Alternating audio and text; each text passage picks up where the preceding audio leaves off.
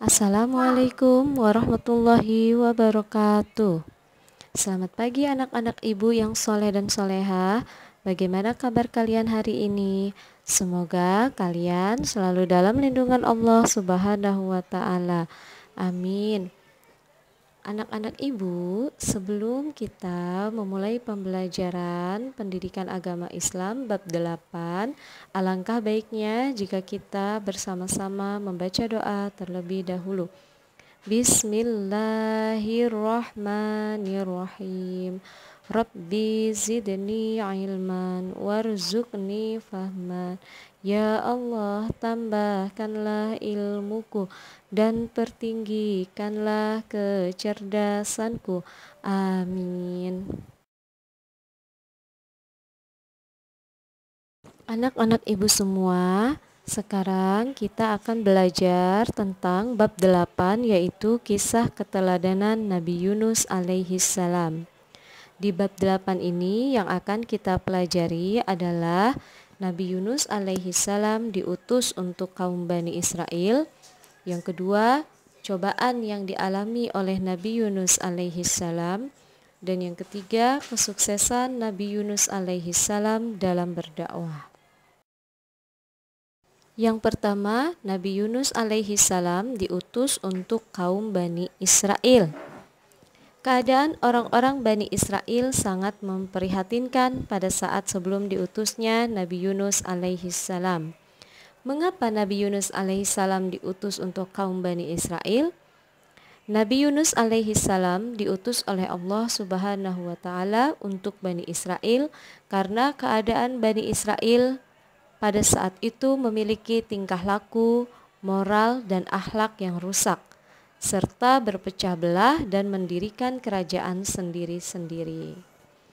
Diutusnya Nabi Yunus alaihi salam oleh Allah Subhanahu wa ta'ala adalah mengajak Bani Israel untuk meninggalkan berhala dan mengubah akhlak tercela mereka.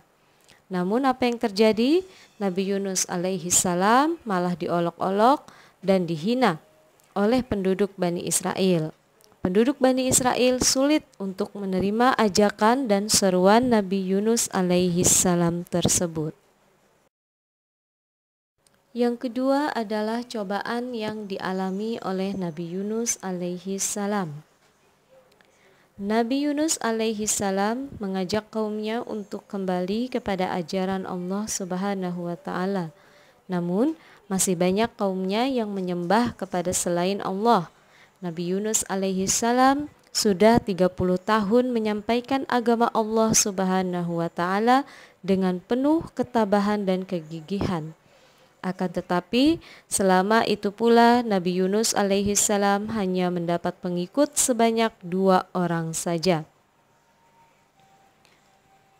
Sudah habis kesabaran, Nabi Yunus alaihi salam kemudian memohon kepada Allah Subhanahu wa ta'ala agar diturunkan siksa untuk kaumnya.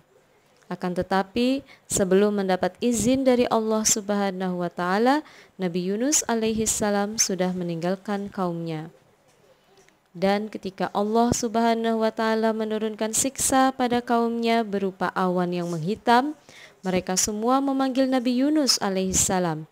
Mereka menyatakan akan beriman kepada Allah Subhanahu wa ta'ala serta mengakui kebenaran-kebenaran ajaran yang dibawa oleh Nabi Yunus alaihi salam. Tapi apa yang terjadi? Nabi Yunus alaihi salam sudah pergi meninggalkan kaumnya.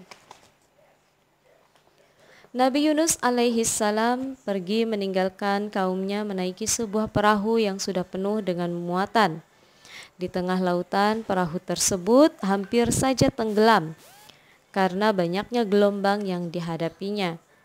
Semua penumpang perahu pun takut tenggelam. Lalu nahkoda perahu itu mengadakan undian. Siapa yang menerima undian tersebut, maka ia harus keluar dari perahu tersebut. Dan undian yang keluar itu adalah Nabi Yunus alaihi salam. Maka Nabi Yunus alaihi salam pun diturunkan di tengah-tengah lautan. Apa yang terjadi? Nabi Yunus alaihi salam ditelan oleh ikan besar. Nabi Yunus alaihi salam dijuluki dengan panggilan Zunnun karena berada dalam perut ikan besar dengan keadaan gelap gulita selama berhari-hari.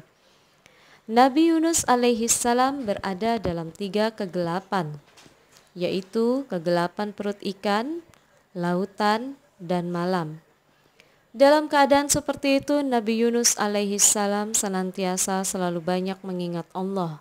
Nabi Yunus alaihissalam berdoa kepada Allah subhanahu wa ta'ala, "Tidak ada Tuhan yang berhak disembah kecuali Engkau. Maha suci Engkau. Sesungguhnya aku termasuk orang-orang yang zalim." Dan atas pertolongan Allah subhanahu wa ta'ala, Nabi Yunus alaihissalam dapat keluar dari perut ikan besar itu.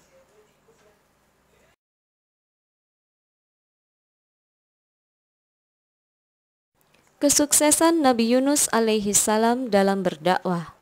Setelah dikeluarkan dari perut ikan besar itu ke suatu daerah yang amat gersang, Nabi Yunus alaihissalam dalam keadaan sakit dan tidak berdaya. Kemudian Allah subhanahu wa ta'ala menumbuhkan sejenis pohon labu untuk makanan sehari-hari Nabi Yunus alaihissalam.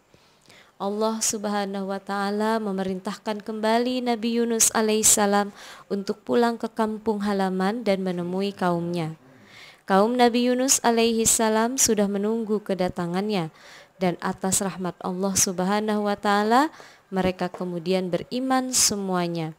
Sebagaimana dijelaskan dalam firman Allah subhanahu wa ta'ala, Quran Surat As-Saffat ayat 147 sampai 148. A'udzubillahi minasyaitonirrajim. Bismillahirrahmanirrahim. Wa arsalnahu ila mi'ati alfin wa yaziduna. Artinya, dan kami utus dia kepada 100.000 orang atau lebih, 147, sehingga mereka beriman. Karena itu, kami anugerahkan kenikmatan hidup kepada mereka hingga waktu tertentu.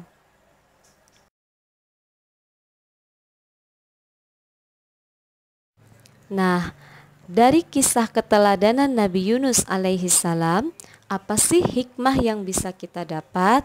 Ya, hikmah yang bisa kita dapat dari kisah keteladanan Nabi Yunus alaihissalam adalah yang pertama, selalu ingat Allah subhanahu wa ta'ala dalam keadaan lapang maupun sempit. Yang kedua, bersikap sabar dan selalu bersyukur dengan segala keadaan. Dan yang ketiga, tetap berdoa dan memohon pertolongan Allah subhanahu wa ta'ala. Baiklah anak-anak, sekian penjelasan dari Ibu tentang bab 8, yaitu kisah keteladanan Nabi Yunus alaihissalam.